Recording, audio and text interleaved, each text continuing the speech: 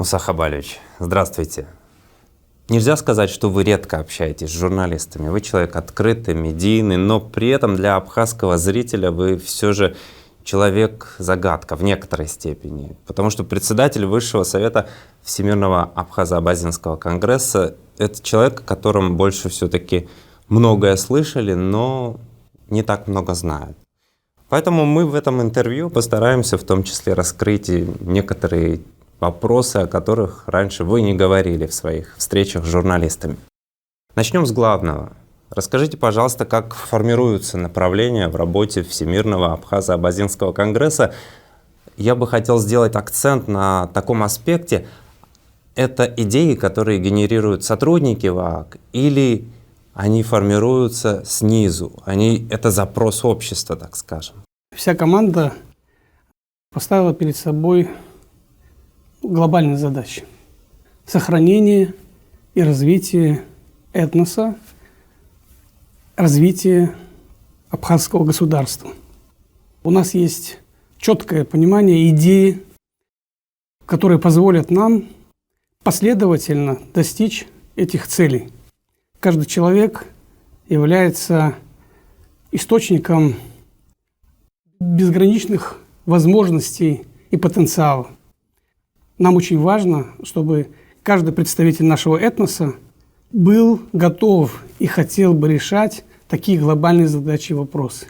Поэтому наша команда формирует программы, которые позволяют быть в каждом населенном пункте, говорить с каждым человеком о том, какого будущего мы хотим построить. И в этом плотном общении, в вовлечении каждого и всех в эти насущные вопросы позволяет менять свое отношение к себе, к близким, к тому, что нужно всем нам сделать, чтобы взять будущее нашей судьбы в свои руки. И такое понимание вопроса позволяет последовательно формировать гражданское общество, готовое решать, по сути, очень важные и очень серьезные задачи. Вот такой вот механизм работы нашей команды.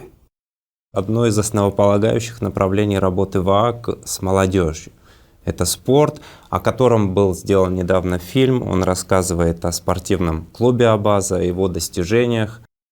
Также в Абхазии давно всем знаком борцовский турнир, названный вашим именем. И вот на этой почве выросли многие имена, которых сегодня знает весь мир. Это чемпионы Европы, мира, есть олимпийские чемпионы. Что для вас лично и для Всемирного конгресса спорт? Тут я воскликнул бы, сказал бы: спорт и мир.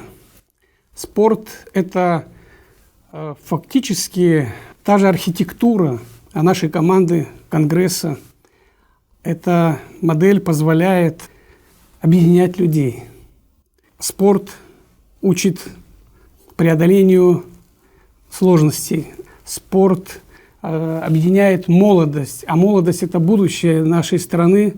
Вовлекая массово физическую культуру, мы объединяем людей во благо здоровья нации, во благо любви, дружбы и формирования таких качеств, как трудолюбие и надежность. Для молодежи Абхазии спорт — это прежде всего перспектива быть лучше, быть востребованней.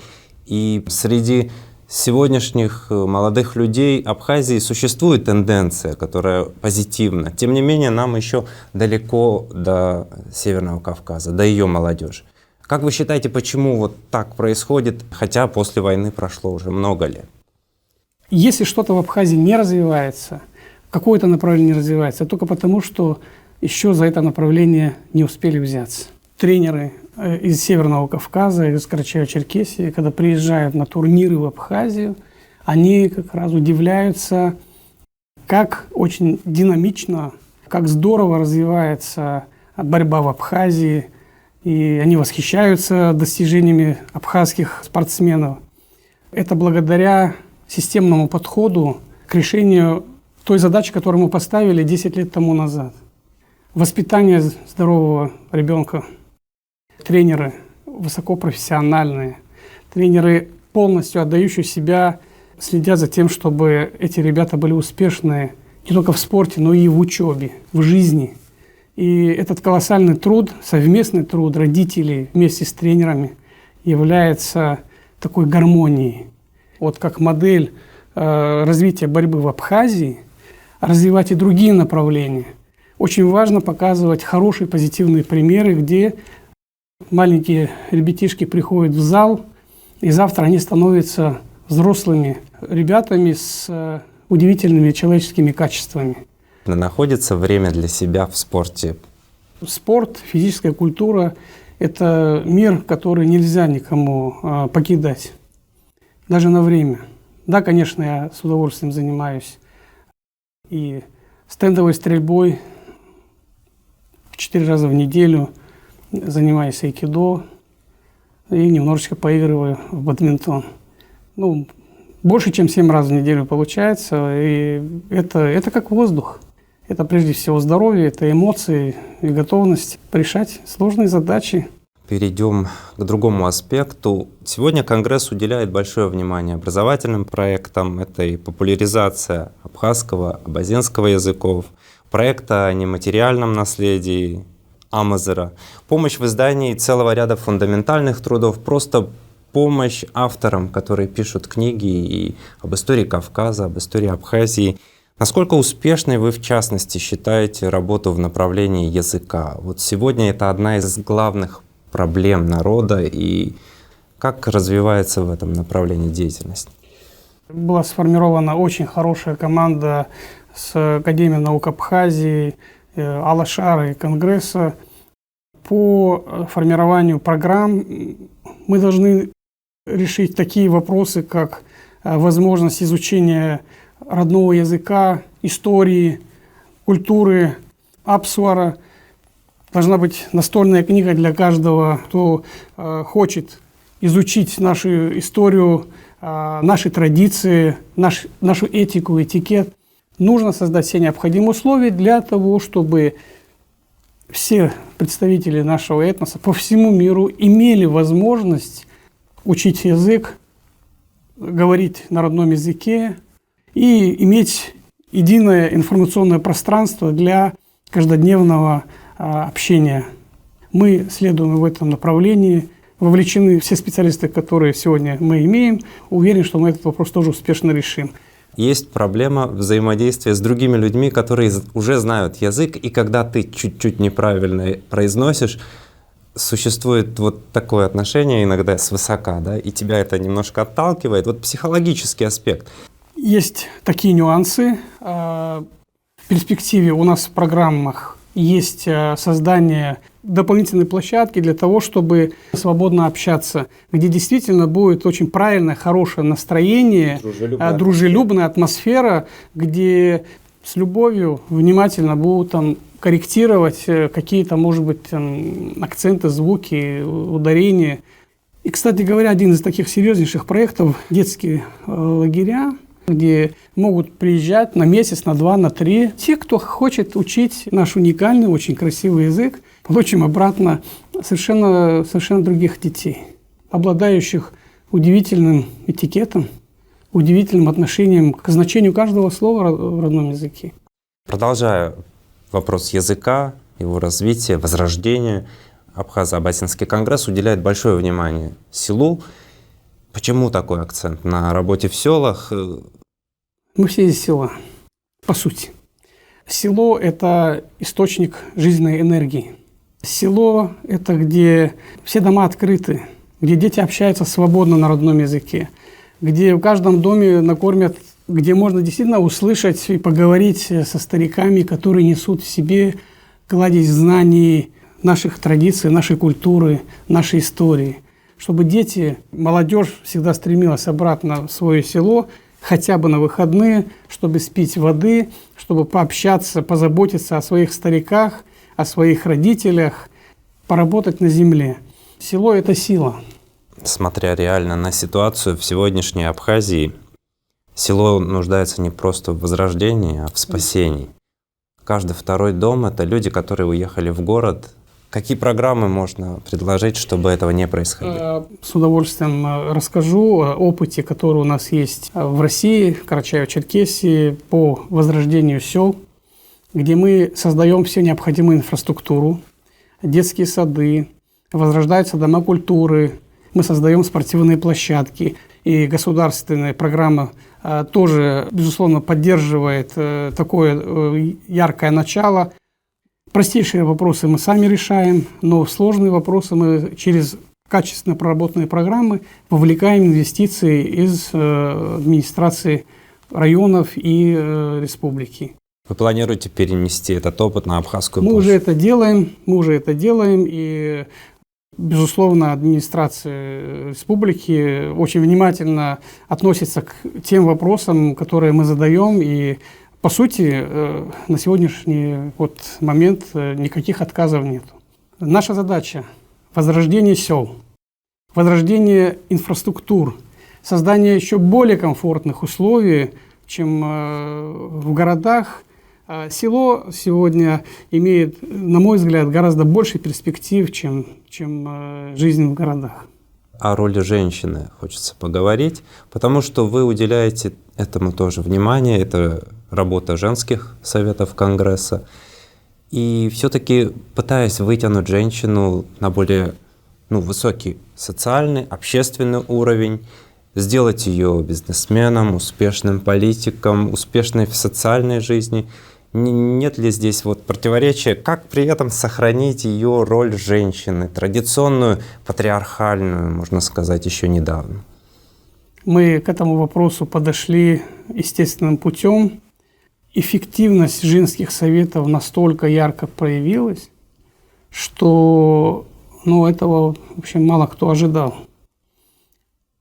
Женщина, сохраняя очаг в семье, в доме, при этом, я думаю, что мужчины не обидятся, если я скажу, что многие ответы женщины находят быстрее, женщины быстрее договариваются, находят общий язык, женщины очень активные, они глубже смотрят в процессы, тем детальнее становятся ответы, детальнее становятся программы. Оставаясь очень нежными, очень красивыми, очень милыми, женщины сегодня творят чудеса в наших программах, в наших проектах. Международная политика ВАК, она очень активна, отделения открываются не только в странах непосредственной аккумуляции диаспоры, но и там, где ее немного, в том числе в европейских странах. В этом ключе, насколько ВАК помогает МИДу Абхазии, насколько вы идете рядом, а может быть несколько параллельно, но при этом добиваясь международного признания? Есть ли здесь у вас общие цели, задачи? Конечно, мы единая абхазо-базинская семья. Мы считаем, что все, что мы делаем вместе или каждый по своим возможностям, все это идет в одну копилку. То есть во благо граждан Абхазии, государства Абхазии. У Конгресса существенно больше возможностей для сохранения развития этноса. МИД Абхазии может выступать по официальным каналам. И они, на мой взгляд, имеют серьезные ограничения в этом плане. Мы работаем на всех уровнях. И наши программы, они очень прозрачные. Мы не приезжаем в страны, государства, как частные лица, что начинаем искать, пофамильно кого-то. Нет, мы все делаем абсолютно официально. Все знают, зачем мы едем, для чего мы едем, что мы собираемся делать. Наша позиция, стопроцентная открытость, наши действия полезны всем и везде. Это несложно. Как абхаз или абазин, живущий под Берлином, образно говоря, может услышать о работе Конгресса?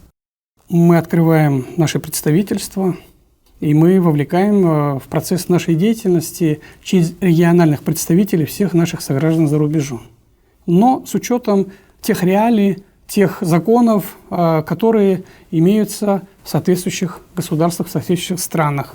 с тем, чтобы наша совместная деятельность воспринималась в странах проживания как очень выгодные проекты, как проекты, которые формируют устойчивое развитие государства. Развивая человека, развивая его идентичность, развивая его культуру, его традиции, сохраняя его язык, он становится, где бы он ни жил, для этого общества, для этого государства абсолютно понятный и абсолютно прозрачный.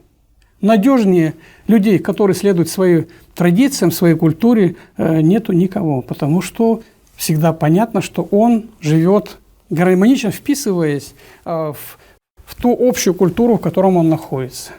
Работа Конгресса — это огромная машина, это большие программы.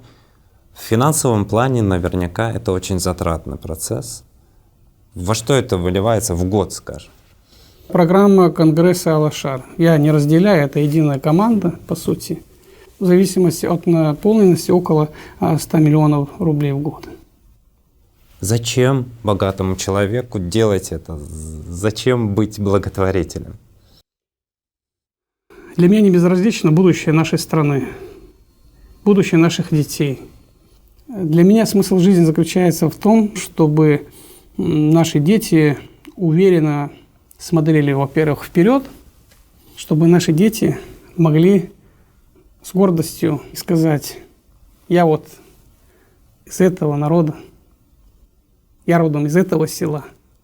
Просто мы обязаны воспитывать наших детей в той системе энергии, которую создали наши предки.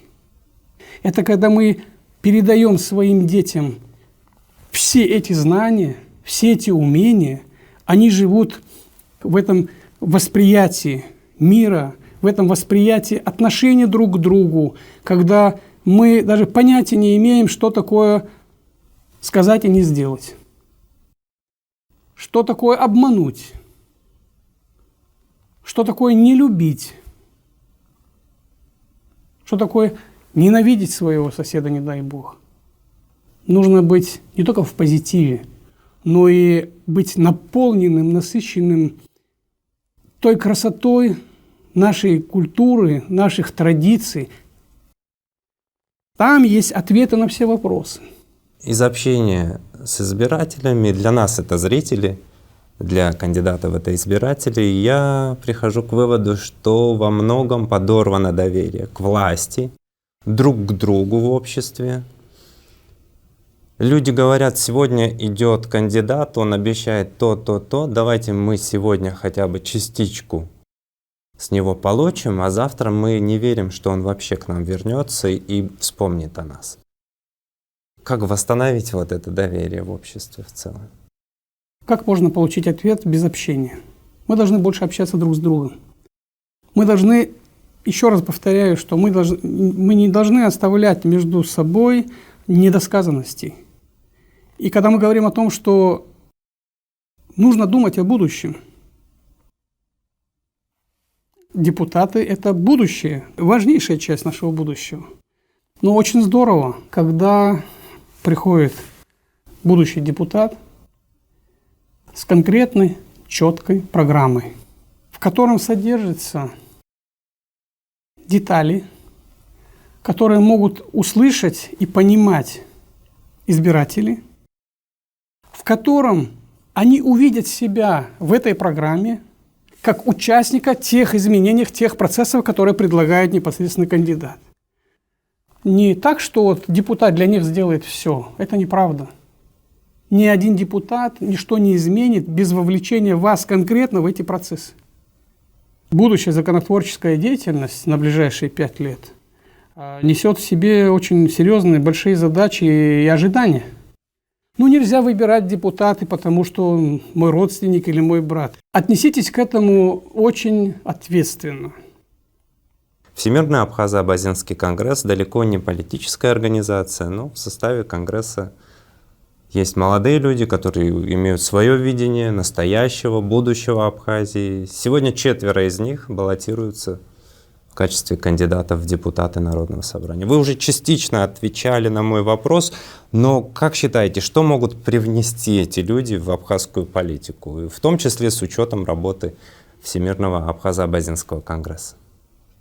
Ребята, которые имеют уже определенный опыт, формируя программы для будущей депутатской деятельности, по сути, вся команда Конгресса побывала во всех населенных пунктах, знают пожелания граждан Абхазии.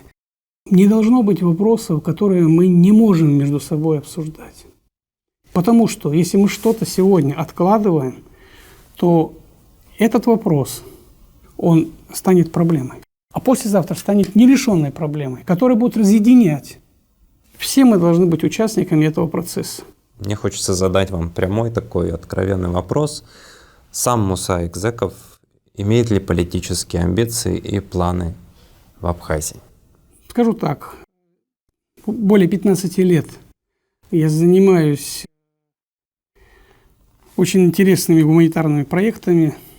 Мне нравится тем, чем я занимаюсь, и поэтому в ближайшей перспективе точно совершенно никакого желания заниматься политикой в Абхазии.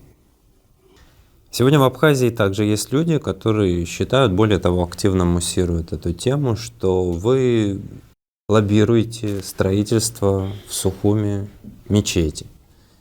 Насколько эти слухи соответствуют действительности?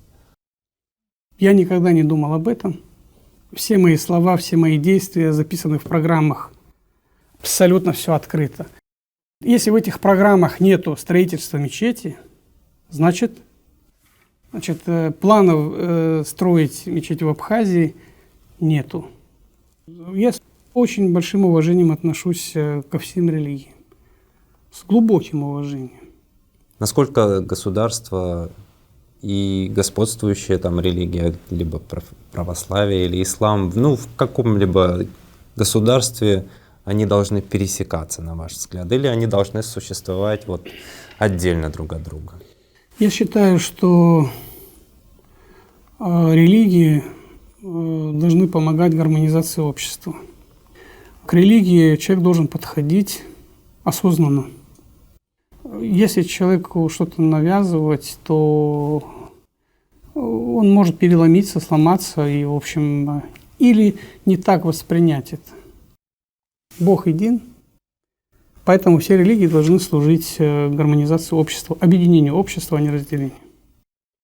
В повестке международных отношений России и Абхазии существует ряд вопросов, которые из года в год переходят и не меняются. Повестка старая.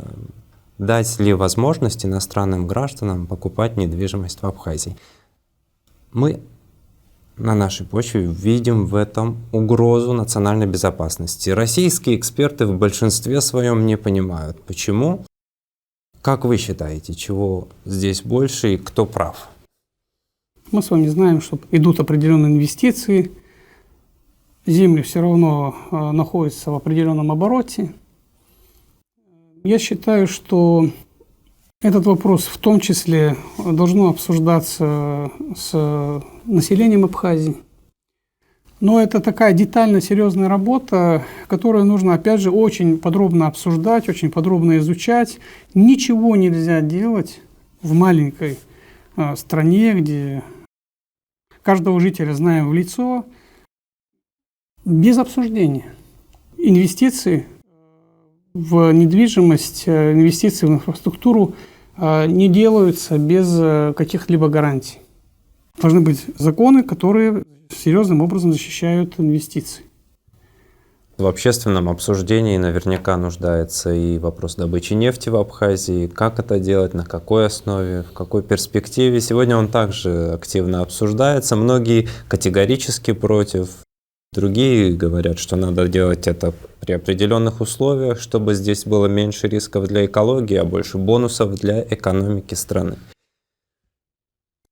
Если есть нефть, если ее там много, дай бог, хорошо, давайте разведуем все, докажем и убедим, что это безопасно, но при этом законсервируем.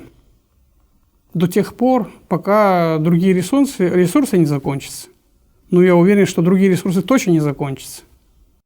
А сегодня развивать это санаторно-курортное направление с учетом современных тенденций развития медицины, с привлечением IT-технологий.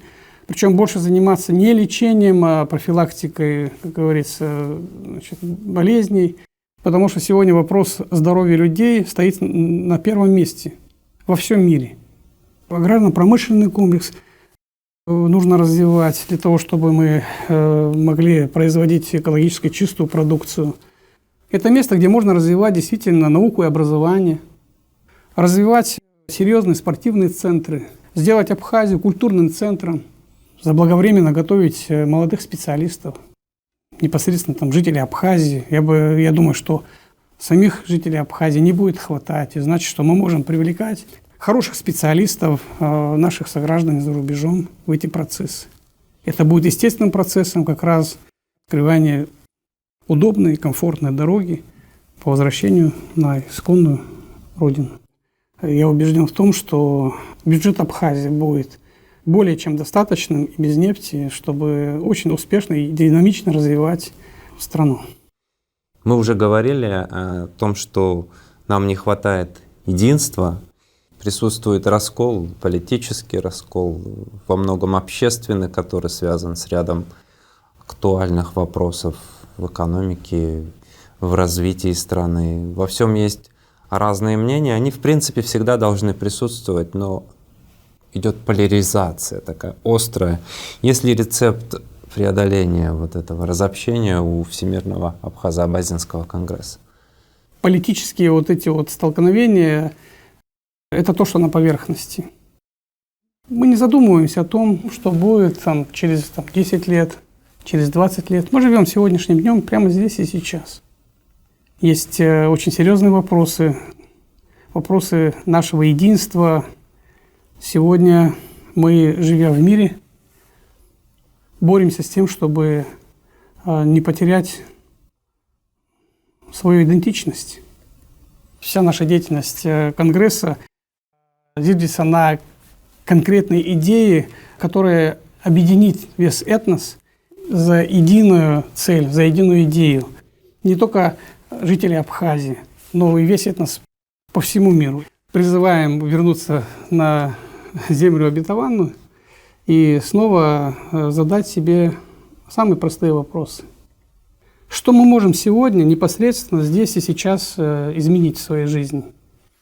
И приходит понимание того, что эти вопросы невозможно решать в отдельности.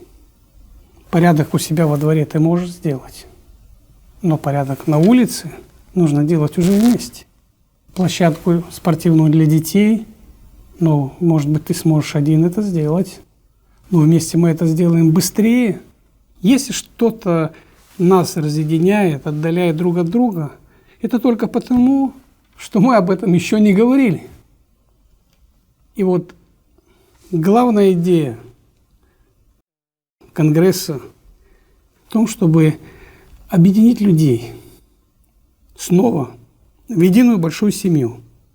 И естественным путем снимутся все эти политические, совершенно непонятные, я бы сказал, проблемы.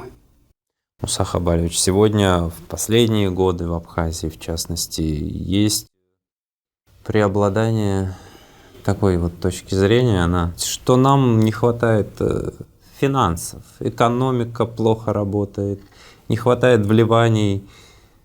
Что будет, если просто прийти в Абхазию и дать всем денег? Грубо так говоря, образно, да? Можно ли решить этим все проблемы? Если сегодня взять и сегодня раздать деньги, то вы поможете и дальше, в общем, разрушать человека. Потому что природа человека такова. Если человек в движении, он здоров, он развивается. Если человек бездействует, то он деградирует. По природе человек должен сам добывать свою пищу. Кто-то сегодня сиюминутно решит вопросы, какие-то, может быть, долги отдаст, что-то купит, но это сиюминутное решение прямо здесь, сейчас этого, может быть, какого-то вопроса но это никоим образом не влияет на будущее человека. Если вы сегодня дали денег, он успокоится, расслабится и будет ждать, когда в следующий раз приедете, привезете деньги. Лучше всего вместе учиться зарабатывать деньги, вместе делать проекты, вместе их воплощать. Каждый должен быть конкурентоспособен, потому что если придут чужие, грубо говоря, да, и мы проиграем в этой конкурентоспособности, мы будем потом стоять в стороне. Абсолютно с вами согласен. Именно поэтому все должно происходить с максимальным привлечением, вовлечением в эти программы жителей Абхазии. Я считаю, что программу развития отраслей, комплексного развития государства нужно учитывать и время подготовки населения для участия в этих процессах, в этих проектах.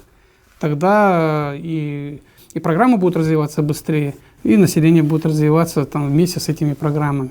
Еще одним таким экономическим аспектом, вместе с тем связанным, стал майнинг в нашей стране, потому что это такая область действий, где многим кажется, что можно практически ничего не делая зарабатывать неплохие деньги, иногда и большие. При этом он запрещен, но все еще существует. И существует большая проблема в энергетике, которая изо дня в день только усугубляется. Как вы считаете, что здесь можно сделать?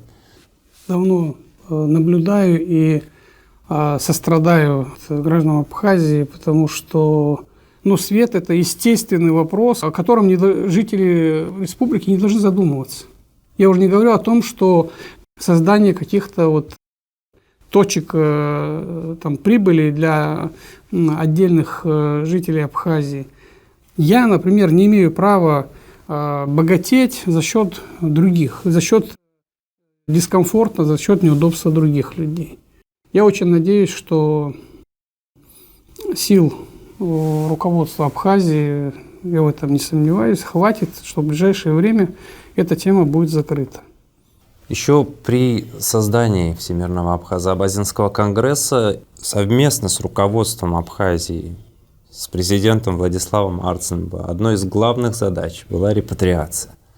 Тогда эта задача была четко поставлена. Насколько ее сегодня нам удается решать?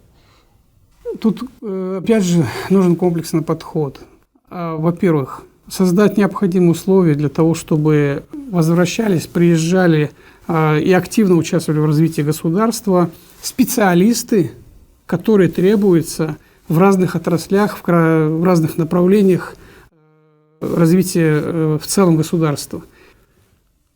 Почему это эффективнее? Потому что они сходу вовлекаются в общество, они сходу вовлекаются в конкретные программы, они уже становятся автоматически частью этого государства, частью этого общества, частью этой программы. Естественным образом будет решен вопрос, в том числе сохранения этноса, и население это будет с огромным удовольствием воспринимать.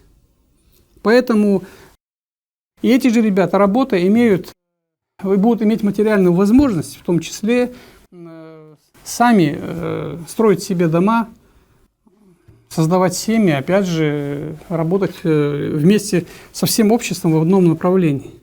Просто жить среди своих соотечественников и получать от этого удовольствие и открыть для себя новую жизнь, новые реалии, то, о чем не только он сам мечтал, и мечтали его и дедушки, и бабушки, вернуться на исконную родину.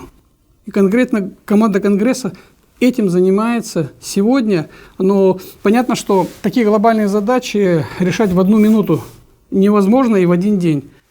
Мы набираем обороты. Шаг за шагом мы готовимся. Главное, мы – это кто? Весь народ.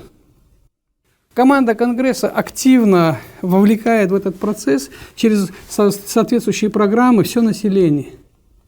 И мы будем едины в этих вопросах. И это очень важно. Это и является как раз основой для успешного решения этих проблем, этих задач. Мы затронули массу вопросов, очень актуальных и интересных. Это получилось живо, откровенно. Много чего, безусловно, не прозвучало. Может быть, это и невозможно охватить в одном интервью. Я надеюсь, что вы обязательно дадите еще одно. Мы сделаем, может быть, даже и цикл таких бесед. Спасибо вам большое за возможность через вас передать ту информацию, которая непосредственно, может быть, не доходит до каждого человека, до каждого жителя Абхазии.